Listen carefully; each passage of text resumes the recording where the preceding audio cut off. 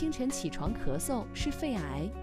如闻医生特邀专家马占平，陕西省中医医院呼吸与危重症医学科主任医师。清晨起床爱咳嗽一般还不是，因为清晨起床的话，疾病也很多，比如说慢性咽炎，咽炎以后人清醒以后伤要轻伤，可能有一点咳嗽。慢性咽炎现在很好诊断，不好治疗，但是好诊断。我们用喉镜啊，这些就有些用眼睛直接一看滤泡增多啊，滤泡这个充血啊，这些都能发现。用喉镜更能明确的诊断大部分的慢性咽炎急性发作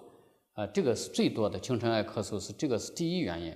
第二个原因呢，就清晨爱咳嗽也有可能是因为就是咳嗽边缘性哮喘或者边缘性咳嗽的一个问题。肺癌单纯出现早晨爱咳嗽这种情况很少，肺癌如果出现早晨咳嗽的时候，大部分伴有咳痰，而且痰中带血丝，甚至咳血，这是肺癌的一个特点，不是一般咽喉炎啊，一般 CVA 啊 AC 啊没有这个特点AC 是 CVA， 我通俗的解释就是边缘性咳嗽、咳嗽边缘性哮喘，这两个疾病它不会出现这个痰中带血丝的问题，这是需要我们要警惕的一个问题，大家要注意肩胛症的一个判定。